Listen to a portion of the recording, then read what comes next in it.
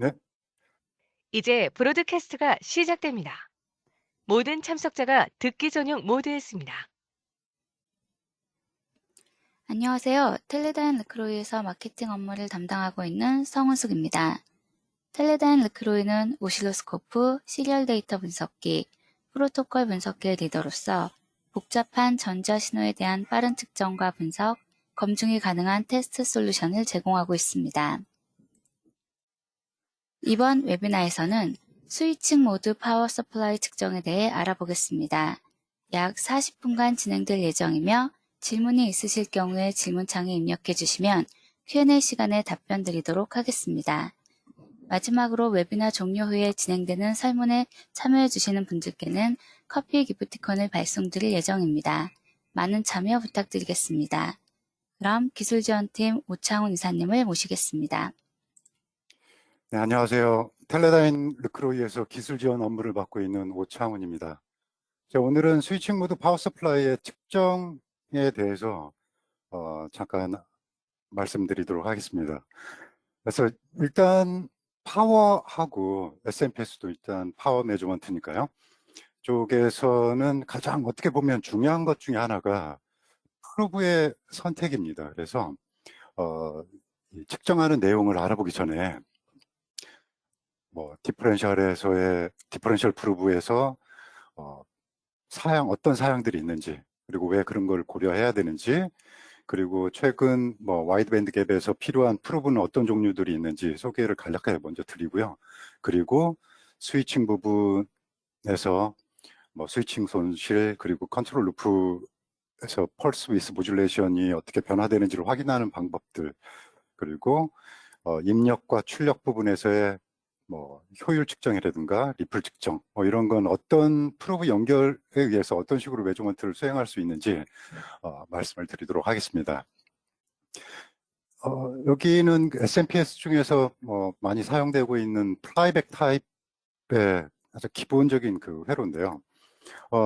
이 부분에 이 파워 서플라이에서 뭔가를 측정한다 그러면 입력 부분에 대한 측정이 있을 수 있고요. 이쪽에서는 라인 파워의 파워 특성이라든가 파워 팩터, 그리고 위상이나 이런 걸 이제 크레스트 팩터나 이런 것들을 이제 확인할 수가 있겠고요. 그리고 입력 전원하고 또 최종 출력 전압의 전압 전류하고 비교해서 효율을 측정할 수도 있겠습니다. 그리고 이쪽 출력에서는 당연히 많은 관심을 가지고 계신 리플 측정이라든가 이런 것들이 있는데 이때도 보통 출력 전압 보면 단순하게 DC 전압이기 때문에 크게 많이 신경을 안 쓰시는데 어떤 프로브의 액세서리를 사용하면 더 정확하게 이쪽을 볼 수 있는지 말씀을 드리고요. 그리고 금방도 입력하고 출력하고 두 개를 비교할 때 앞쪽에도 프로빙을 할 거고 뒤쪽에도 프로빙을 할 건데 여기 보시면 1차 측하고 2차 측하고 이렇게 분리가 되어 있습니다. 그래서 측정할 때도 분명히 분리대에 어떤 그라운드나 레퍼런스 전압을 분리시켜 줄 수 있는 아이솔레이션 프로브나 또는 일반적으로 사용되는 디퍼런셜 프로브가 요 이유 때문에 먼저 필요하게 될 거고요. 그리고 스위칭 소자 부분, 이 부분들을 확인하고 파워 로스도 측정하고 동작 영역도 확인하고 하는 여러 가지 방법, 측정법에 대한 것들을 말씀을 드리도록 하겠습니다. 일단 측정을 하기 전에 정확한 측정을 위해서는 일단 프로브도 중요하고요. 그러니까 스코프의 사용도 굉장히 중요한데 이 파워에서 일단 정확한 어큐러시를 가지고 측정을 하려면 스코프가 기존에 보통 사용하던 프로브들은 8비트의 레졸루션을 가지고 있고 최근에 소개된 것들은 12비트 레졸루션을 가지고 있거든요. 그래서 같은 파형들, 지금 스위칭 드레인 소스의 세츄레이션 부분을 같은 부분을 확인해 봤을 때 8비트 스코프에서 보여주는 거하고 12비트 스코프에서 보여주는 거하고 완전 파형이 다른 형태를 보이고 있거든요. 왜냐하면 12비트 스코프 같은 경우에는 얘가 센싱할 수 있는 최소 전압들이 굉장히 낮습니다. 그러니까 전체 전압 칸이 8개 있는데 이 전압의 전압 전체를 4096으로 나눈 것만큼이 얘가 센싱할 수 있는 전압인데 그에 반해서 8비트 같은 경우에는 전체가 8비트고요. 한 칸에는 32개밖에 나눌 수가 없어요. 그래서 여기에 보면 디비전당 50볼트로 설정을 했을 때, 50볼트로 설정했을 때, 약 요구의 32분의 1만큼 얘가 센싱할 수 있는 레벨입니다. 그러다 보니까, 분명히 그냥 스텝으로 어떤 전압값들이 확인되는 걸 알 수가 있고요. 왼쪽에 있는 12비트 같은 경우에는 여기 한 칸 똑같이 50볼트 디비전인데요. 요 한 칸을 256으로 나눠주는 거하고 똑같아요. 그래서 훨씬 정밀하게 신호를 확인할 수 있다. 그래서 먼저 스코프가 먼저 고려되는 게 맞을 것 같고요. 그리고 똑같이 12비트라고 하더라도 사용하는 프로브가 어떤 거냐에 따라서 같은 파형이 전혀 다르게 이렇게 보일 수가 있습니다. 그러니까 빠른 신호, 여기 스위칭이 오프되고 온되는 이 트랜지션이 빠르면 빠를수록 주파수 대역폭이 높다는 얘기고요. 그리고 신호 자체의 어큐러시도 스펙에 나와 있는 게 다릅니다. 왼쪽에 있는 것은 HVD라는 거고요. 오른쪽에 있는 것은 오래전에 디자인된 ADP를 두 가지를 비교하고 있는데 약 2%의 어큐러시하고 2배 정도 차이가 나요. 어큐러시 자체도. 그리고 대역폭에도 차이가 있기 때문에 신호가 전혀 다르게 보는 걸 확인할 수가 있습니다. 그래서 기본적으로는 12비트를 사용한다고 가정을 하고, 그러면 어떤 프로브들이 이 전력전자 쪽에 맞는 프로브냐, 또는 스위칭 소자를 측정할 때 어떤 프로브들을 사용해야 적합한 측정을 할 수 있는지 한번 확인을 해보도록 하겠습니다.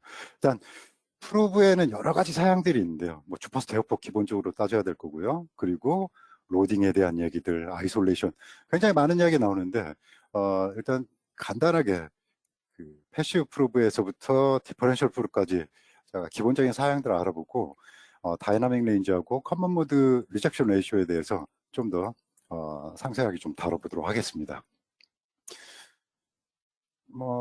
타입은 제가 여기에는 세 종류만 올려놨는데요. 전체는 이제 대표하는 겁니다. 디퍼런셜, 액티브 디퍼런셜 프로브, 그리고 파이버 옵틱으로 아이솔레이션 된 아이솔레이션 프로브 하나, 그리고 하이 볼티지 패시브 프로브를 이렇게 올려놨고요. 이 세 가지 타입들에 대해서 먼저 사양들 한번 확인을 해보도록 하겠습니다. 고전압을 프로빙한다 그러면 일단 500메가의 패시브 프로브 일반적으로 사용되는 이런 것들은 보통 400볼트에서 500볼트 레인지까지밖에 이제 지원이 되지 않기 때문에 훨씬 전압이 높은 이런 프로브들을 이제 하이볼티 프로브를 사용하는데, 이런 프로브들은 높게는 주파수 대역폭이 500MHz까지 돼 있고 전압 범위도 6000볼트까지 측정할 수 있는 이런 수동 프로브들이 제공이 되고요. 그리고 여기 보면 입력 임피던스가 10메가옴으로 굉장히 높아 보이는데 여기에서 보통 이 숫자만 우리가 많이 고려를 하거든요. 근데 이 프로브 안쪽에는 캡이, 용량스 캡이 하나 붙어 있어요. 7.5피코의 캡이 붙어 있는데 얘네 둘이가 지금 병렬로 이렇게 붙어 있습니다. 그러다 보니까 주파수가 높아지면 이 캡의 영향에 의해서 항상 10메가를 유지하지 못합니다. 그래서 예를 들어서 이 대역폭이 500메가인데 500MHz 신호를 프로빙했다 그러면 실제로 입력 임피던스는 50옴까지 낮아질 수가 있습니다. 그래서 항상 이런 패시브 프로브에 특히 이 캡 용량이 눈에 보일 만큼 어떤 숫자를 가지고 있다면 항상 해당 주파수에 대해서의 임피던스를 확인을 해 주셔야 됩니다. 그리고 상대적으로 6000볼트까지 측정을 하다 보니까 감쇄 비율이 굉장히 높아요. 그래서 감쇄 비율이 높다는 얘기는 측정할 수 있는 전압은 높지만 미세하게 볼 수 있는 그게 낮아지고, 스코프에서는 이게 100대 1 프로브라면 자동으로 스케일을 100대 1로 높이게 됩니다. 그래서 자체적으로 가지고 있는 노이즈 자체도 100배로 커질 수 있기 때문에 노이즈가 섞여 있는 파형을 볼 때는 이 프로브들은 좀 주의를 기울이셔야 됩니다. 그리고 주파수 대역이 높으면서 1기가나 500MHz까지 높아지면서 커먼 모드 레인지나 디퍼런셜 볼티지 레인지가 80볼트까지 측정할 수 있는 이런 프로브들이 있는데 르크로이 모델은 DLHCM이라는 모델입니다. 그리고 이 프로브 같은 경우에는 입력 임피던스가 DC에서는 200kΩ이고요. 200kΩ이고, 그리고 로딩 자체가 100메가에서는 약 2.5kΩ으로 상당히 높은 임피던스를 유지하고 있고요. 그리고 오실로스코프에서 설정한 전압당 크기, 그러니까 한 칸당 전압 크기에 따라서 낮게는 8배에서부터 70배율까지 자동으로 배율이 변경이 되고 있습니다. 그리고 이 차동 프로브, 디퍼런셜 프로브라고 이름이 붙어진 애들은 입력이 플러스하고 마이너스 두 가지가 있거든요. 그래서 두 가지에서 충분히 제거될 수 있는 커먼 모드, 공통 성분을 제거할 수 있는 그런 특성들이 사양으로 나와 있습니다. 그래서 10kg까지는 약 얘는 80dB까지의 특성을 보이고 100메가에서는 약 50dB의 그 커먼 모드 리렉션 레이쇼의 특성을 보입니다. 그리고 현재 보여드리고 있는 이 프로브는 옵셋 범위도 높고요. 또 싱글 핸드 범위, 그러니까 커먼 모드 전압 자체도 80V로 높습니다. 그래서 보통 그러니까 그 겐이나 48V 레벨의 저전력에서 게이트 드라이브 신호나 기타 다른 신호를 보기에 아주 적합한 그런 프로브입니다. 그리고 파이버로 아이솔레이션 된, 그러니까 정기적으로 완전히 스코프 쪽하고 측정기 듀티 사이드하고 완전히 분리되어 있는 이런 프로브들, 그 아이솔레이션 프로브가 있는데요. 이 경우에는 얘가 측정할 수 있는 요 두 개의 전압, 그 리드 사이에서 측정할 수 있는 전압은 최대 80V까지 측정이 가능합니다.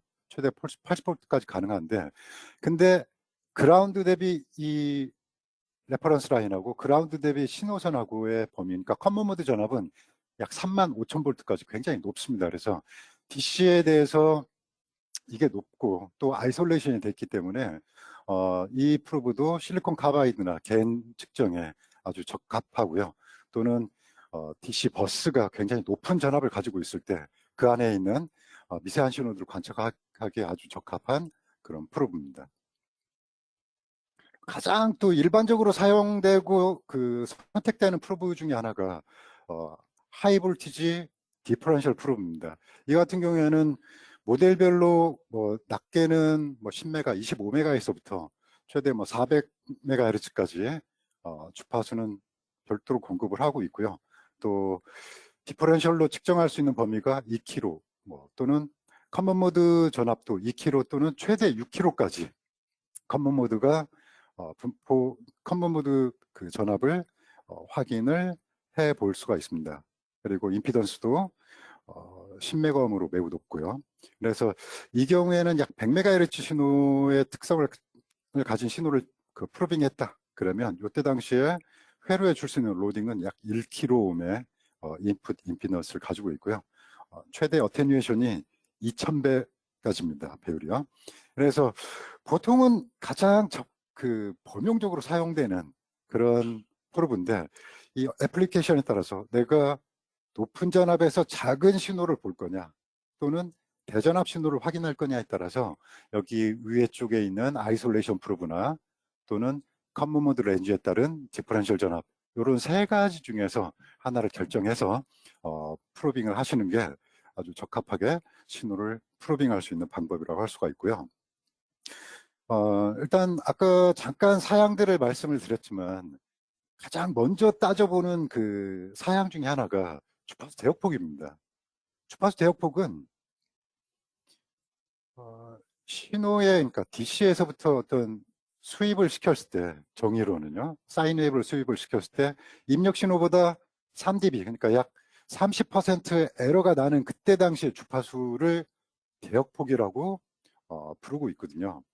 그래서 예를 들어서 500MHz 신호에 500MHz 프로브에 500메가 사인을 1V의 사인을 집어넣었다. 그렇다면 스코프에서는 약 30% 에러나 0.7V가 확인된다라는 얘기입니다. 근데 사실 그런 것보다는요, 이 주파수 대역폭은 신호에 대한 그 대역폭을 항상 확인을 먼저 하셔야 됩니다. 지금 겐이나 실리콘 카바이드 같은 경우에도 스위칭 타임, 트랜지션 타임이 수십 나노 정도로 굉장히 빠르다 보니까 그때 당시에 그 신호 자체의 주파수 대역폭을 먼저 확인을 해야 적합한 프로브를 결정을 할 수가 있어요. 그래서 뭐 사양사에 나와 있는 라이징 타임이 있다. 그럼 그 라이징 타임을 가지고 0.35를 사양사에 있는 라이징 타임으로 나눠주게 되면 그 신호 자체의 주파수 대역폭을 확인할 수가 있습니다. 계산할 수가 있다는 얘기죠. 그러면 이 계산된 것보다 2배에서 3배 높은 프로브의 대역폭을 갖는 그런 프로브하고 스코프를 가지고 측정을 하시면 신호의 트랜지션 타임을 잃지 않고, 그러니까 에러를 최소화한 상태에서 신호를 프로빙하고 확인을 하실 수가 있습니다. 그리고 항상 또 하나 대역폭에서 따져볼 수 있는 게 뭐냐면, 프로브에도 대역폭 사양이 있고 스코프에도 대역폭 사양이 있거든요. 그래서 오실로스코프의 그 밴드위스는 항상 프로브의 밴드위스보다 1.5배에서 그 이상 높아져야 전체 대역폭, 그 시스템의 대역폭을 가장 낮은 거에 맞출 수가 있습니다. 이 주파수 대역폭은 캐스케이드로 연결이 됩니다. 그러다 보니까 오실로스코프하고 프로브하고 같은 주파수 대역폭을 가지고 있다. 그러면 프로브에서 감쇄된 신호가 오실로스코프에 들어가기 때문에 여기서 또다시 30%만큼 또 특정한 퍼센트만큼 에러가 발생하게 될 거고요. 그러면 전체 시스템 밴드위스는 이전에 3dB였던 것이 6dB로 떨어질 수밖에 없고요. 전체 주파수는, 시스템 주파수는 얘네 둘이가 스코프하고 프로브하고 동일하다면 그 성능의 약 70%밖에는 내주지를 못합니다. 그래서 항상 오실로스코프의 대역폭이 높은 게 좋다. 에러를 줄일 수 있다라는 얘기입니다. 그리고 아까 프로브에서 우리가 봤던 사양 중에 하나가 이런 게 있어요. 디퍼런셜 모드 레인지, 커먼 모드 레인지, 뭐 이런 게 있는데, 이런 것들에 대한 뭐 사양을 정의를 한번 알아보겠습니다. 첫 번째로 싱글핸드 같은 경우에는 항상 그라운드가, 그죠? 그라운드하고 프로브 그라운드하고 신호를 프로빙할 수 있는 팁하고 받을 수 있는 최대 전압이 싱글핸드 레인지라고 부릅니다. 그리고 이 경우에는 항상 이런 싱글핸드 프로브 같은 경우에는 측정할 때 반드시 그라운드에 리드가 연결이 되어 있어야 레퍼런스가 프로브 그리고 스코프의 그 그라운드 셰시하고 연결이 돼서 그라운드 대비 신호의 레벨들을 확인할 수가 있다는 것. 그래서 그런 타입들의 프로브들을 싱글핸드라고 부릅니다. 그리고 디퍼런셜 프로브 같은 경우에는 그라운드에 접속 없이 앞쪽 팁에서 플러스하고 마이너스 2개의 그 팁 사이에서 최대로 찍을 수 있는 전압을 디퍼런셜 모드 레인지라고 부르고요. 그래서 이 상태에서는 그라운드에 레퍼런스를 두지 않기 때문에 항상 레퍼런스 전압을 마이너스에 신호 차이를 보고 싶은 그 포인트에 플러스 단자를 연결해서 신호를 찍게 되고, 디퍼런셜 모드 레인지는 그 플러스하고 마이너스 단자 사이에서 사용할 수 있는 최대 전압을 얘기하고 있다라는 겁니다. 근데 또 하나 우리가 많이 간과하고 있는 것 중에 하나가 이 커먼 모드 전압입니다. 이 커먼 모드 디퍼런셜 프로브 같은 경우에는 항상 이 두 가지의 디퍼런셜 모드 레인지하고 커먼 모드 레인지 두 가지를 사양으로 내놓고 있는데, 그럼 이 커먼 모드 레인지는 단순히 제거하는 그런 전압이 아니고요. 얘가 디퍼런셜 앰프에서 제거할 수 있는 그런 범위가 아니고, 사실은 그라운드 대비 마이너스 포인트, 그리고 그라운드 대비 플러스 포인트 그러니까 그라운드 대비 플러스 단자하고 그라운드 대비 네거티브 이 단자가 받을 수 있는 최대 전압을 얘기하고 있습니다. 그래서 어떤 경우라도 디퍼런셜 프로브의 디퍼런셜 모드 레인지가 아무리 높다고 해도 커먼 모드 레인지 전압이 낮다면 이 커먼 모드 레인지 전압을 이 각 포인트, 그러니까 네거티브나 포지티브 단자가 넘어갈 수는 없어요. 이걸 넘어가는 순간 프로브는 파괴가 되고요. 측정에 아주 나쁜 영향을 끼칠 수가 있습니다. 그래서 아까 봤던 것들인데, 보통 이 사양서들의 샘플을 보면 디퍼런셜 볼티지의 레인지, 그죠? 얘는 3102라는 모델은 1500볼트까지, 3106은 1500 똑같네요. 그리고 여기에서 보면 커먼 모드 레인지는 1500V로 똑같습니다. 이 말은 뭐냐면 플러스 마이너스로 돼 있다는 얘기는 얘가 제로에서, 그러니까 그라운드 대비 마이너스 전압, 그라운드 대비 플러스 1500까지는 찍을 수 있다. 그리고 플러스하고 마이너스 사이의 전압은 1500V를 넘을 수 없다라는 얘기입니다. 그래서 모든 디퍼런셜 프루브는 이런 식으로 디퍼런셜 모드에서 받을 수 있는 전압과 커먼 모드 전압, 이것은 제거하는 전압과도 같지만 사실은 각 포지티브하고 네거티브가 각각 라인이 그라운드 대비 입력받을 수 있는 최대 전압이라고 보셔야 되는 게 맞습니다. 그리고 모든 디퍼런셜 프루브들은 이런 식으로 두 개의 전압 레벨을 표시를 하고 있기 때문에 항상 이 부분은 확인을 하셔야 되고요. 이 커먼 모드 전압을 얼마나 제거할 수 있느냐, 이런 것들이 이제 커먼 모드 리젝션 레이쇼라고 그러는데 보통 dB 단위로 표시가 돼요. 근데 내가 주파수 사양서를 항상 보면서, 그래프를 보면서 내가 측정해야 되는 해당 주파수에서 커먼 모드 리젝션 레이쇼가 얼마나 좋은지, 얼마나 높은지를 확인하는 건데 숫자로는 감이 오지 않습니다. 그래서 간단히 그런 거는 이제 확인할 수 있는 방법이 뭐냐면 테스트 할 때 디바이스에 같은 포인트에 연결을 해보는 겁니다. 그래서 여기 이제 두 종류의 프로브를 이제 예로 들고 있는데요. HVD라는 프로브하고 그리고 HVF라는 프로브 두 개를 가지고서 같은 포인트에 연결을 했습니다. 네, 물론 두 프로브를 동시에 연결하지는 않았어요. 왜냐하면 두 프로브를 동시에 연결하되면 서로 영향을 주고받기 때문에 적합한 프로브 비교에 적합하지 않고요. 항상 분리해서 하나씩 봐야 되고요. 이걸 측정한 결과를 저장했다가 불러낸 파일입니다.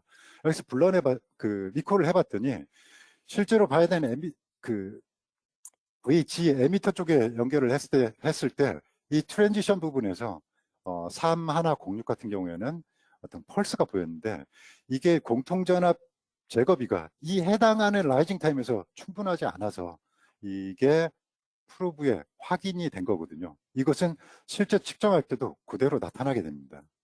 그래서 커먼 모드 리젝션 레이쇼가 좋은 것 같은 경우에는 여기에서 보시는 것처럼 같은 신호 연결했을 때 아무런 파형이 없이 그냥 일자로 쭉 나오는 것을 확인할 수가 있습니다. 그래서 여러분들이 디퍼런셜 프로브를 사용할 때도 이런 식으로 간단히 비교를 해볼 수가 있겠습니다.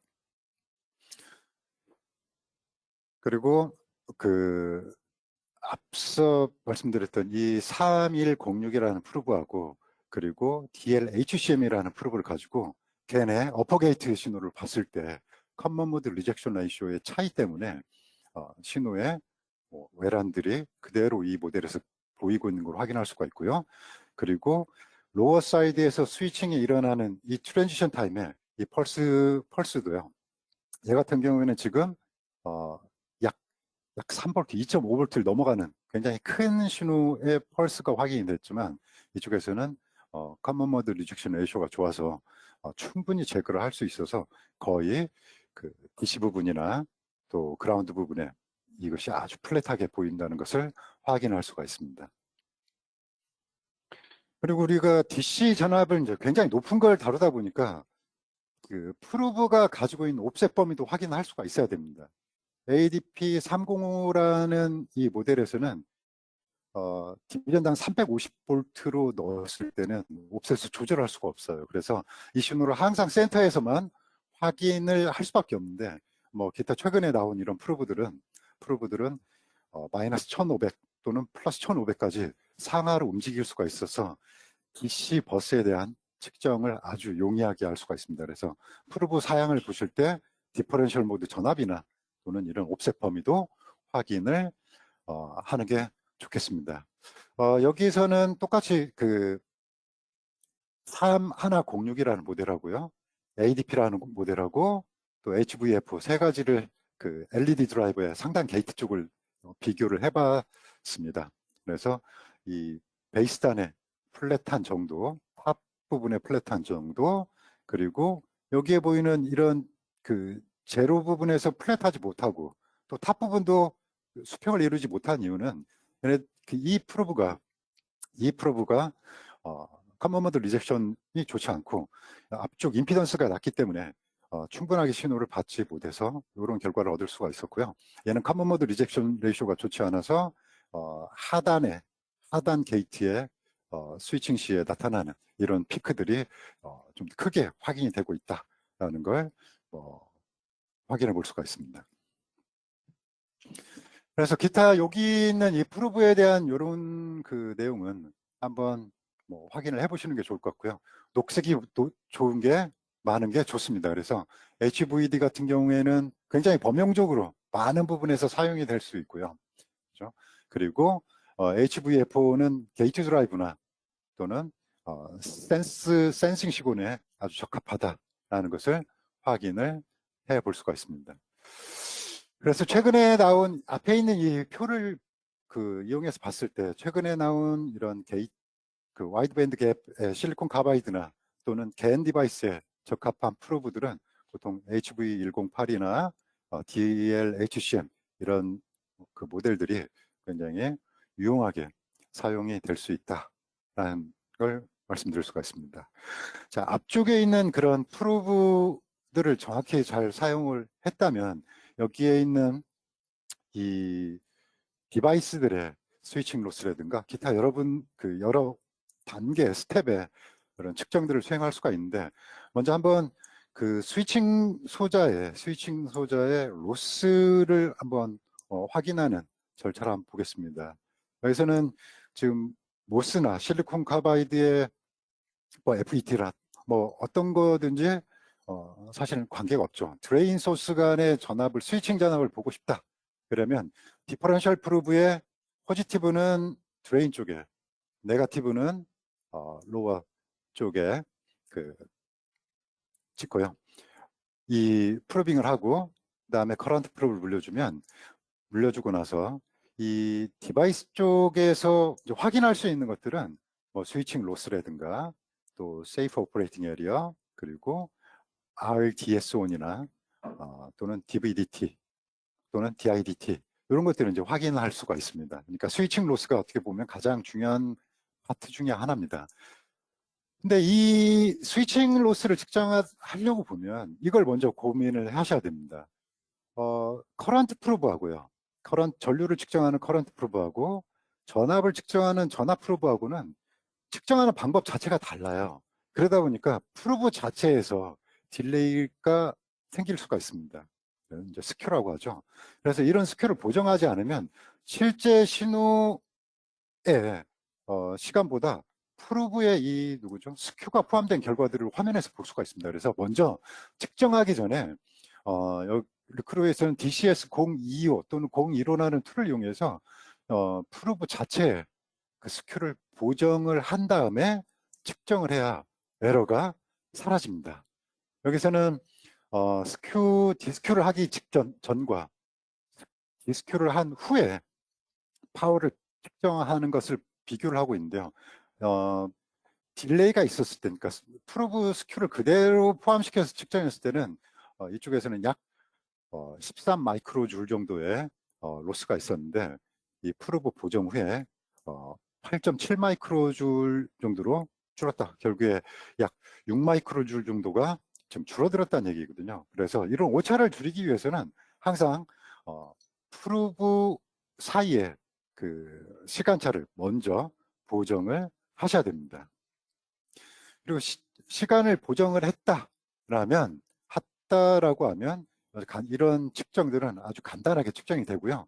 여기서 턴 온 손실, 턴 오프, 그리고 컨덕션 상태, 그리고 오프 스테이트, 그리고 한 사이클에서 전체 모든 존에서의 이런 것들을 각각 나눠가지고 스코프가 측정을 할 수가 있는데요. 여기 보시면 녹색으로 턴온 부분이, 그다음에 붉은색으로는 턴 오프 부분이 이제 구분이 되어 있는데, 이런 구분은 어떻게 할 수가 있냐면 파워 측정 부분에 들어와 보면 이쪽에 존 아이덴티피케이션이라는 부분이 있습니다. 그래서 보통은 퍼센트로 10에서 90% 이렇게 잡기도 하고요. 디바이스에 따라서는 절대값으로 내가 여기를 퍼센트로 정하지 않고 턴온이 시작되는 부분이 600V, 그리고 로워 스레숄드는 10V, 턴 오프는 400V 뭐 이런 식으로 직접 앱솔루트 전압을 입력을 할 수도 있습니다. 이렇게 지정을 하게 되면 자동으로 얘가 존을 여기 지정한 레벨에서의 존을 결정을 하고요. 그리고 해당하는 부분을 나눠서 턴 온 구간은 녹색으로, 컨덕션 부분, 세츄레이션 부분은 파란색으로, 그리고 턴 오프 구간은 붉은색으로 표시를 하고요. 자동으로 여기에 있는 이 파워를 계산한 이거에 대한 적분 그래프를 확인을 하고 해당하는 부분에 대한 에너지 로스들을 그대로 화면에 테이블 형식으로 표시를 해주고 있습니다. 그리고 세이프 오퍼레이팅 에리어 같은 경우에는 일단 일종의 디스플레이상에서 XY 디스플레이를 이용한 건데요. 얘도 이것도 자동으로 설정이 됩니다. 그리고 이 손실들도 그대로 측정을 하면서 이 결과를 확인할 수가 있고요. 그리고 이 페이지에서 보는 것처럼 측정 값을 확인하면서 또 스펙에 나와 있는 세이프 오퍼레이팅 에리어를 마스크를 씌워가지고 어떤 특정한 부분에서 언제 벗어났고 이때 당시에 순간 파워가 얼마 있는지를 커서를 이용해서 바로 확인을 할 수가 있습니다. 지금 수평축은 전압, 수직축은 전류로 되어 있는데요. 이 마스크의 사이즈는 어떻게 조절하냐면 이쪽에서 화면의 오른쪽 아래 보면요. I max일 때 전압이 얼마냐. 그러니까 I max는 이쪽을 얘기하겠죠. I max일 때 전압이 얼마였느냐. 150V였다. 그죠? 그리고 전압이 최대일 때 전류값이 얼마냐라는 것들을 각각 지정을 하게 되면 마스크가 저절로 씌워지고 이 마스크를 침범했을 때 뭐 예를 들어서 처음 기동 상태에 인러시가 들어왔을 때 상태라든가 스테디 상태에서의 세이프 오퍼레이팅 에리어들을 확인을 해보고 또는 온도에 따른 여러 가지 그 조건에서 이 세이프 오퍼레이팅 에리어를 확인해 볼 수가 있겠습니다. 그리고 오실로스코프에서 지금 전압 전류를 받았다면 뭐 오음의 법칙에 의해서 이 턴 온 구간 세츄레이션 상태에서의 우리가 그 내부 저항값을 거꾸로 계산할 수가 있는데요. 이때도 주의할 것 중에 하나가 이 신호 그 드레인하고 소스 전압을 확인할 때 이 세츄레이션만 보기 위해서 굉장히 신호를 그러니까 볼티지 퍼 디비전을 낮춰가지고 신호를 오버플로우하게 되면 스코프 자체 앰프가 거꾸로 세츄레이션 돼가지고 이 레벨들이 정확히 보이지 않는 경우가 있습니다. 그래서 항상 전체 신호는 스코프의 그 맥시멈 전압을 넘지 않도록 안정하게 신호를 그 화면에 보이면서 이런 연산을 수행하셔야 올바른 측정 결과를 얻으실 수가 있습니다. DT분의 DI나 DT분의 DV 같은 경우에도 간단히 버튼만 눌러주면 해당 그러니까 스위칭 파형을 포착한 상태에서 그대로 그래프하고 그때 당시에 DVDT나 또는 여기를 체크했다면 DIDT 결과가 확인이 되고요. 여기는 뭐 이 수식대로 내부에서 이 파형을 미분한 결과를 화면에 표시를 하고 그때 당시에 맥시멈 값을 표시를 해 줍니다. 그리고 BH 커브 같은 경우에도 입력 그러니까 트랜스포머의 입력 쪽에 전압과 전류를 프로빙을 해주면 내부에서 적분 연산을 이용해서 두 파형을 XY 디스플레이를 해서 얘가 얼마나 그 pH 세츄레이션이 어떻게 되는지 pH 커브를 확인을 해 볼 수가 있습니다. 그리고 많이 또 측정 대상 중에 하나가 PWM 신호입니다. 그래서 PWM 신호 같은 경우에는 보통은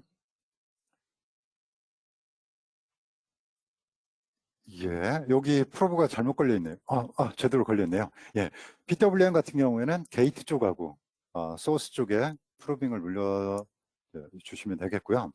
이때는 지금은 그 스위칭 소자가 하나지만 두 개가 붙어 있는 경우에, 그러니까 상단 게이트를 측정할 때는 반드시 이 DC 버스의 컨버 모드 전압을 커버할 수 있는 디퍼런셜 프루브의 사양이 반드시 필요합니다. 그래서 지금 이쪽에서는 HVFO를 이용해서 그 게이트하고 소스 쪽에, 그러니까 레퍼런스하고 그라운드를 동시에 소스 쪽에 물리고 게이트 쪽에 지금 신호 라인을 연결한 상태를 지금 보여드리고 있는데요. 이런 식으로 신호를 프루빙을 하게 되면 펄스의 기본 형태, 그래서 뭐 밀레 이펙트란가 이런 것들을 확인할 수도 있고요.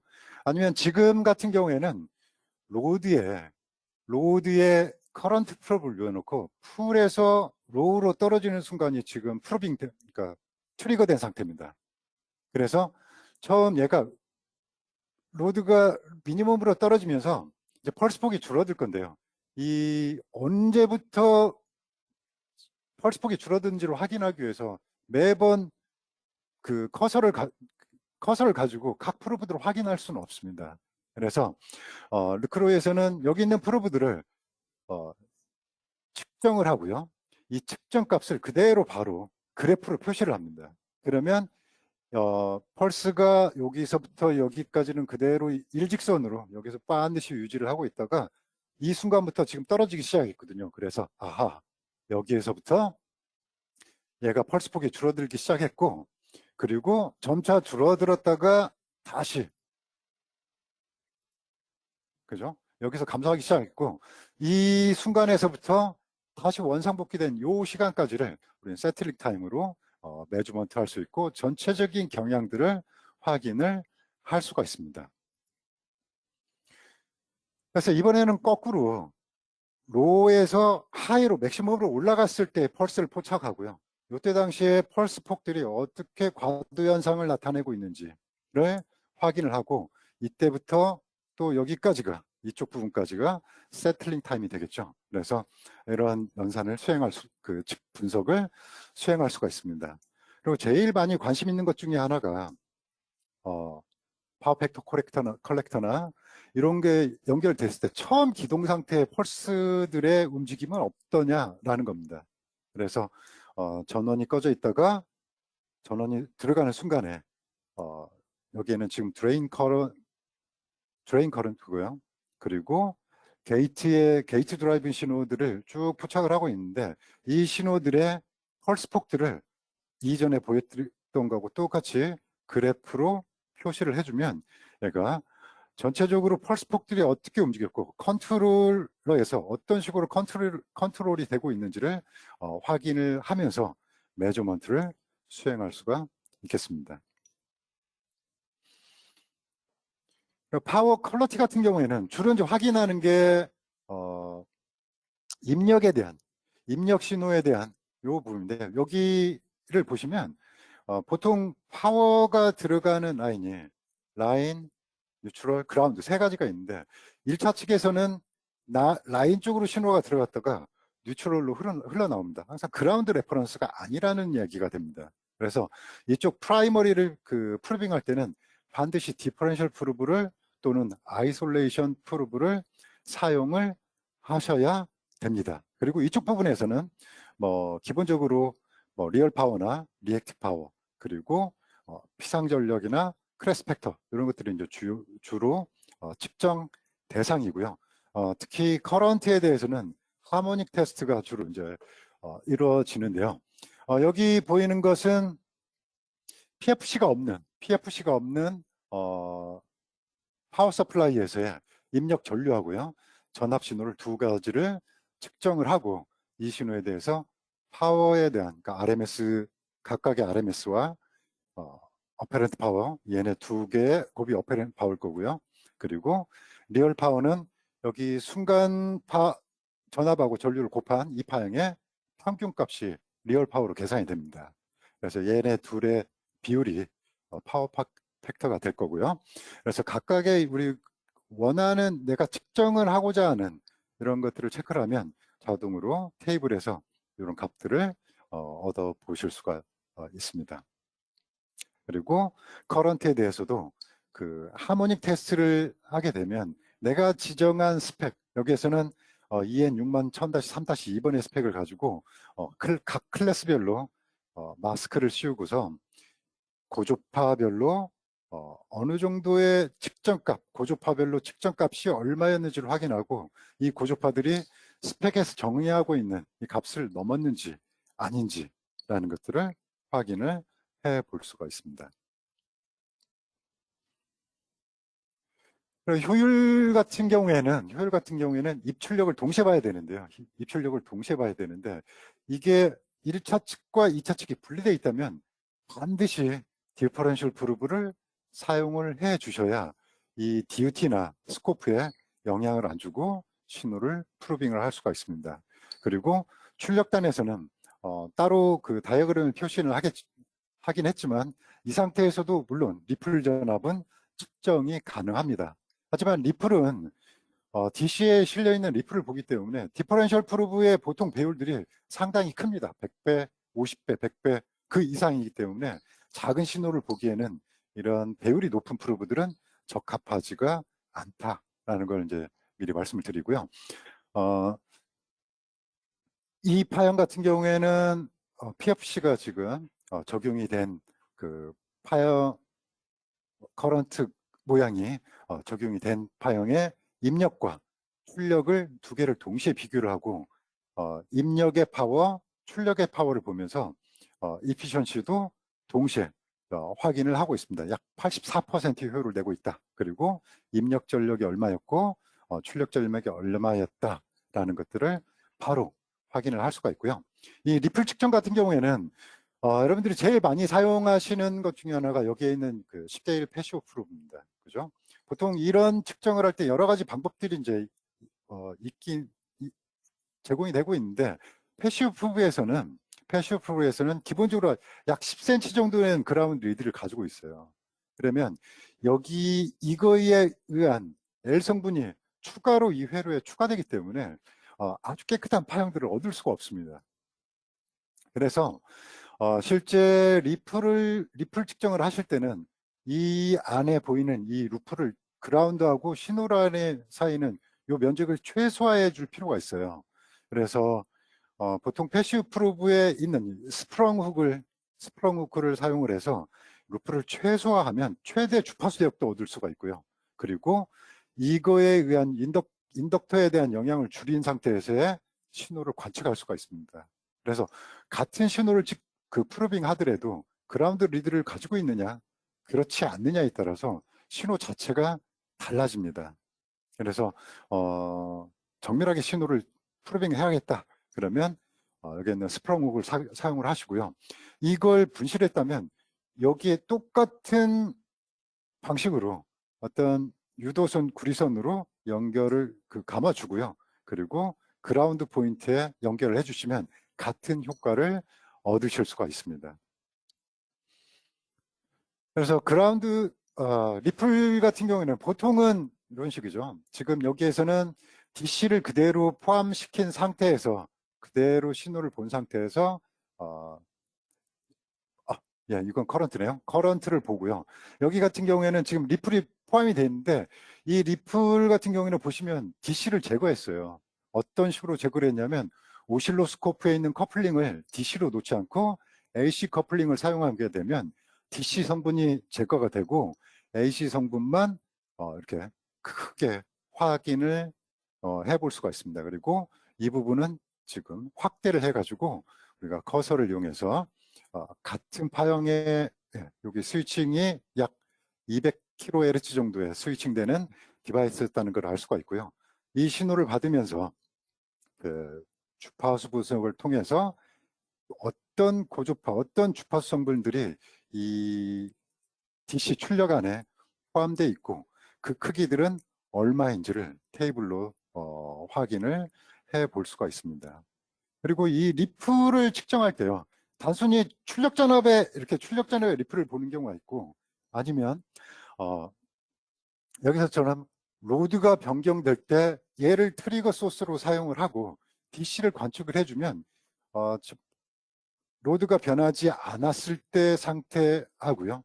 변하는 순간에 순간적으로 드롭이 얼마나 일어나고 그때 당시 전후에 리플 값은 어떻게 되는지, 그리고 여러 가지 이것도 마찬가지로 뭐 주파수 분석을 통해서 주파수 성분들도 분석이 가능합니다. 그래서 이럴 때는 아주 간단하게 그냥 트리거 소스만 로드로 바꿔줌으로 인해서, 그러니까 커런트 프로브를 이용해서 로드를 포착함으로써 이런 드롭 현상들을 확인을 해 볼 수가 있습니다.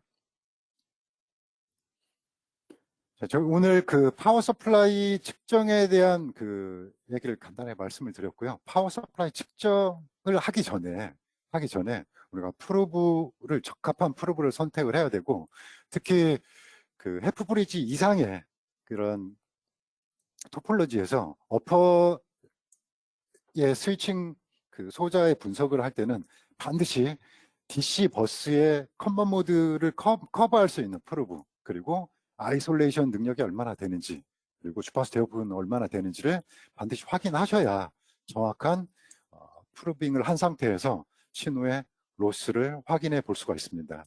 그리고 저희가 얼마 전에 약 한 달 정도 된 것 같아요. 48V급 겐 드라이버를 이용해서 우리가 캐스케이드 그 풀브리지하고 그 해프 브리지 상태에서 겐 디바이스를 측정한 예들에 대한 그 온라인 세미나를 진행을 했습니다. 그래서 혹시 정보가 필요하신 분은 이 문서에 이 부분을 참고를 하시면 될 것 같고요. 여기 있네요. 48V급이요. 그리고 파워 서플라이나 또는 일반적인 파워 측정에 적합한 프로브들은 어떤 식으로 결정을 해야 되는지가 궁금하다면 이 아래쪽에 있는 What to use and why에서 파워 일렉트릭에 필요한 그런 프로브를 선택하는 그런 과정들과 파형들 그러니까 테스트 케이스를 이용해 가지고 어떻게 신호들이 달라지고 있는지를 비교하고 있는 이런 웨비나가 있습니다. 그래서 여기 있는 부분들을 참고를 하시면 좀 더 많은 도움이 될 것 같습니다. 그리고 르크로이에서는 현재 오프라인에서 신호를 분석할 수 있는 그런 마우이 스튜디오라는 이 프로그램을 현재 제공을 하고 있고요. 현재 두 가지의 버전이 있어요. 무료 버전하고 유료 버전이 있는데, 유료 버전 같은 경우에는 오실로스코프가 가지고 있는 모든 기능을 다 사용을 할 수가 있고, 거기에 리모트 컨트롤까지 가능합니다. 근데 무료 버전 같은 경우에는 지금 현재 르크루이스 제공하고 있는 HDO 4000이라는 모델이 있는데, 그 모델의 기능들을 그대로 모두 다 사용을 하고요. 그리드는 최대 10개까지 확인이 가능합니다. 그래서 일반 PC에서 그런 스코프에서 했던 분석들을 계속 연속적으로 오프라인에서도 확인할 수 있는 이런 툴입니다. 그래서 일단 유료 버전 같은 경우에는 지금 다운받으셨다 그러면 무료로 한 달간은 사용이 가능해요. 그래서 이밸류에이션을 한번 해 보시면 이걸 가지고 스코프 없이 신호를 분석할 수 있기 때문에 여러분들이 뭐 시간도 절약하고 또 편리하게 신호를 분석을 하실 수가 있을 것 같습니다. 제가 오늘 준비한 건 여기까지고요. 아마 올해 말쯤에 해서 스위칭 소자 중에서 파워 스위칭 소자만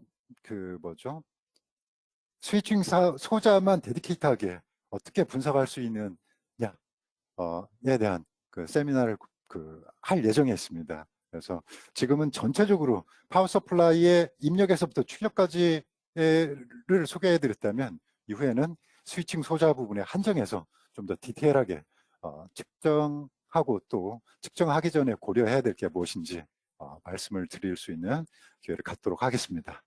제가 오늘 준비한 데는 여기까지고요.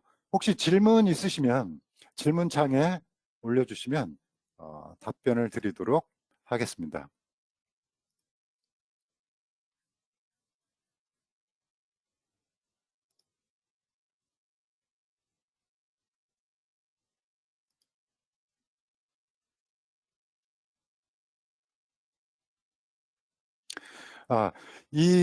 지금 잠깐만요. 질문이 하나 들어왔는데요.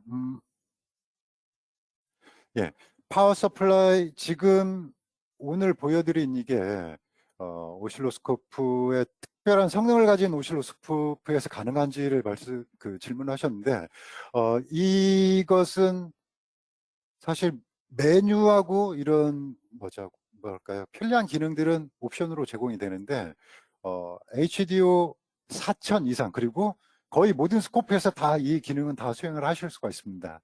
심지어 저희가 윈도우 모델이 아닌 T3 DSO라는 이 모델에서도 이 측정들은 뭐 하실 수가 있습니다. 근데 좀 편리하게 하고 또 정확성을 기한다면 그 파워 어널라이저라는 그런 옵션을 같이 구매를 하셔가지고 측정을 하시면 훨씬 더 정확한 측정을 하실 수가 있겠습니다.